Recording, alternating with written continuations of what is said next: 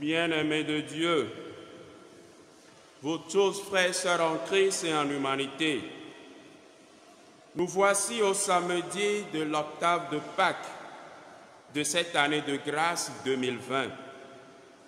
Et samedi, toute l'Église, même si par moments nous hésitons à proclamer les merveilles de Dieu dans nos vies.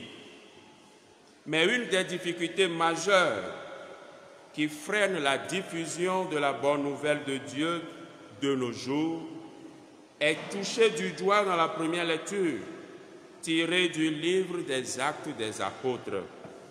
C'est la peur liée à l'instinct de conserver sa propre vie. Je cite, « Les grands prêtres se faisaient ce raisonnement eux-mêmes. Nous allons menacer les apôtres afin qu'ils ne parlent plus à personne du nom de Jésus. » Les menaces.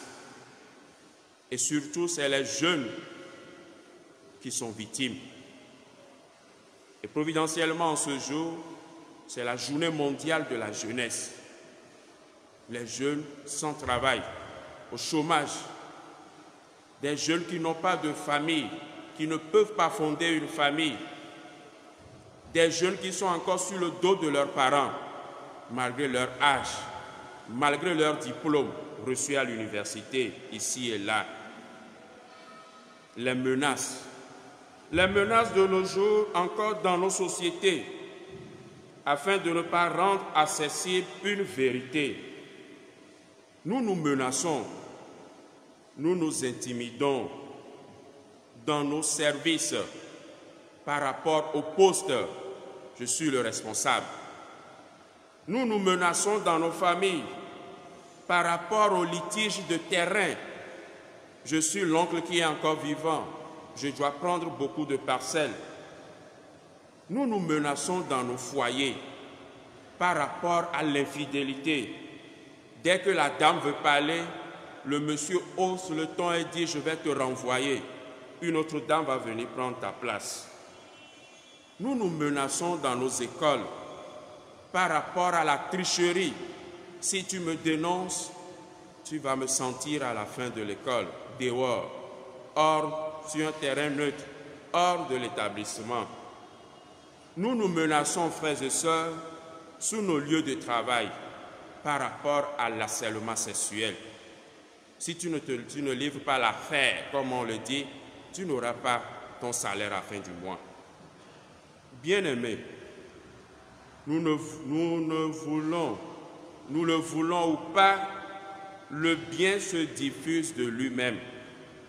En ce jour, implorons la Vierge Marie, Notre-Dame du Bon Conseil, afin qu'elle obtienne pour nous d'auprès de son Fils les vertus nécessaires pour pouvoir dans notre vie accepter la vérité, quel que soit le prix. La vérité a du prix. Car c'est parce qu'on a peur d'une vérité, c'est parce qu'on a peur qu'une vérité soit publique qu'on se menace souvent les uns les autres.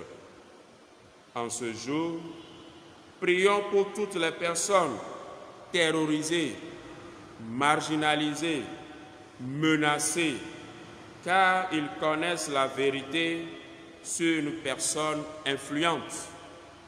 Mais aussi, prions pour ces personnes influentes, car Saint Jean nous le dira dans son évangile au chapitre 8, verset 32, « La vérité vous rendra libre ».